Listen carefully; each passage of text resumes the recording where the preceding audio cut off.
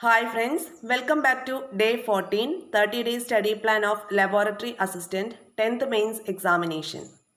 നമ്മൾക്ക് ഡേ 14ൽ പഠിക്കേണ്ട കാര്യങ്ങൾ ഏതൊക്കെയാണെന്നുള്ളത് പറയാം.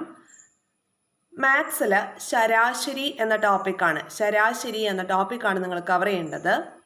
അത് നമ്മുടെ ട്രിക്ടൺ ചാനലിൽ ഒരുപാട് ക്ലാസ്സുകളുണ്ട്, അതൊക്കെ നോക്കി പഠിക്കുക. ഇംഗ്ലീഷിലേക്ക് വരുമ്പോൾ ആൻറ്റണിംസ് PYQ ഓറിയൻറ്റഡ് ആയിട്ടുള്ള സ്റ്റഡി നടത്തുക. മലയാളം ചേർത്തെഴുതുക, പിരിച്ചെഴുതുക, ഈ രണ്ട് ടോപ്പിക്സ് ഒന്നിച്ച് വെച്ച് നമുക്ക് പഠിക്കാവുന്നതാണ്.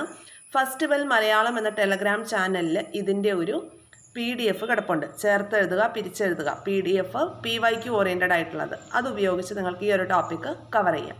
അടുത്തത് കറണ്ട് അഫെയർസ് ആണ്. Current affairs June 2024 PSC oriented ആയിട്ടുള്ള സ്റ്റഡിയാണ് നിങ്ങൾ ചെയ്യേണ്ടത്. ഇനി SCERT ഹോട്ട് ലെസൺ ഏതാ പഠിക്കേണ്ടതെന്ന് വെച്ചാൽ 9th സ്റ്റാൻഡേർഡിലെ 4th chapter, new SCERT 9th standard 4th chapter, Indian ഭരണഘടനയിലെ അധികാര വിന്യാസം. ഇന്ത്യൻ ഭരണഘടനയിലെ അധികാര വിന്യാസം എന്ന new SCERT 9th സ്റ്റാൻഡേർഡിൽ 4th lesson, ഈ ഒരു ചാപ്റ്റർ പഠിക്കുക. ഇനി ഹോട്ട് ടോപ്പിക്കിലേക്ക് വരാം. കോൺസ്റ്റിറ്റ്യൂഷനിലെ അമെൻമെൻറ്റ്സ് ആണ് പഠിക്കേണ്ടത്. ഒരു അമെൻമെൻറ്റ് പോലും വിട്ടുകളയാനായിട്ട് ഇതിൽ പറ്റില്ല. ഏതിൽ നിന്നാണ് ചോദ്യം വരിക എന്ന് നമുക്ക് പറയാൻ പറ്റില്ല. അപ്പോൾ ഒരു 4 അമെൻമെൻറ്റ്സ് നാളെ പഠിക്കാം, അതിനുശേഷം ബാക്കിയുള്ളത് അടുത്ത ദിവസം പഠിക്കാം. നാളെ പഠിക്കേണ്ട അമെൻമെൻറ്റ്സ് അമെൻമെൻറ്റ് 42, 44, 52, 91. 52ഉം 91ഉം നമുക്ക് ചേർത്ത് വെച്ച് പഠിക്കാവുന്ന കാര്യങ്ങളാണ്. കൂറുമാറ്റ നിരോധന നിയമവുമായി ബന്ധപ്പെട്ടിട്ടുള്ളതാണ്. കോൺസ്റ്റിറ്റ്യൂഷണൽ അമെൻമെൻറ്റ്സുമായി ബന്ധപ്പെട്ടിട്ടുള്ള ക്ലാസ്സുകൾ നമ്മൾ ചെയ്തിട്ടുണ്ട്. അപ്പോൾ ഇതിൻ്റെ ലിങ്ക് ഡിസ്ക്രിപ്ഷൻ ബോക്സിലേക്ക് അറ്റാച്ച് ചെയ്ത് വെക്കാം. നിങ്ങൾക്ക് ആ ക്ലാസ്സുകൾ ഉപയോഗപ്പെടുത്താവുന്നതാണ്. ഇനി അടുത്ത ടോപ്പിക്ക് പഞ്ചായത്തി രാജ് ആണ്. പഞ്ചായത്തി രാജ്, നെക്സ്റ്റ് സുപ്രീം കോടതി. ഇത്രയുമാണ് നമ്മൾക്ക് ഡേ 14ലേക്കുള്ള ടോപ്പിക്ക്. ഇതിൽ ഏതെങ്കിലും പഞ്ചായത്തി രാജോ അല്ലെങ്കിൽ സുപ്രീം കോടതിയോ ഇതിൽ ഏതെങ്കിലും ഒരു ടോപ്പിക്ക് നാളെ ഉച്ചയ്ക്ക് 2 മണിയാകുമ്പോഴേക്കും നമ്മൾ 10th മെയിൻസ് ഹോട്ട് ടോപ്പിക്സ് എന്ന പ്ലേലിസ്റ്റിലേക്ക് അപ്ഡേറ്റ് ചെയ്യും. അവിടെ നിങ്ങൾക്കത് ഉപയോഗപ്പെടുത്താം. ഇനി പുതിയതായിട്ട് നമ്മളുടെ ക്ലാസ്സിലേക്ക് ജോയിൻ ചെയ്ത കുറച്ച് ആളുകളുണ്ട്. അവർക്ക് നമ്മുടെ ക്ലാസ്സുകൾ പോകുന്നത് ഏത് രീതിയിലാണെന്നുള്ളത് അറിയില്ല. അതിനെക്കുറിച്ചൊന്ന് പറയാം.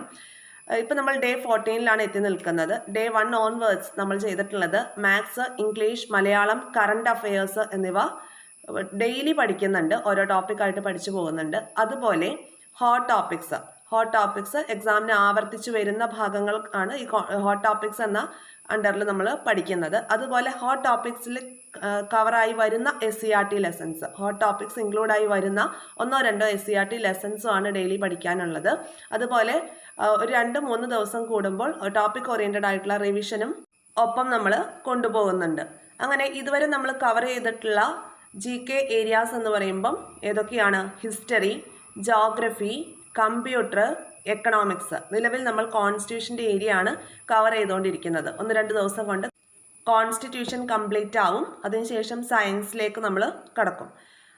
30 ഡേയ്സ് സ്റ്റഡി പ്ലാൻ ആണ്. ഒരു 28 ഡേയ്സ് കൊണ്ടൊക്കെ തന്നെ നമ്മൾ topics almost hot topics cover ചെയ്യും. അതോടൊപ്പം English, Malayalam, maths, current affairs ഇത്രയും ഭാഗങ്ങൾ കംപ്ലീറ്റ് ചെയ്യും. ദെൻ 29-30 ഡേയ്സ് ഒക്കെ നമുക്ക് നമ്മളുടേതായ രീതിയിൽ ഒരു സ്റ്റഡി നടത്തണമല്ലോ. ആരൊക്കെ നമ്മളെ മുൻപോട്ട് നയിക്കാനുണ്ട് എന്ന് പറഞ്ഞാലും നമ്മൾക്ക് നമ്മളുടേതായ രീതിയിൽ ഒരു സ്റ്റഡി നടത്താൻ വേണ്ടിയിട്ടുള്ള ദിവസങ്ങളായിട്ട് ഒരു 2-3 ദിവസം നിങ്ങൾക്ക് അവൈലബിൾ ആവുകയും ചെയ്യും.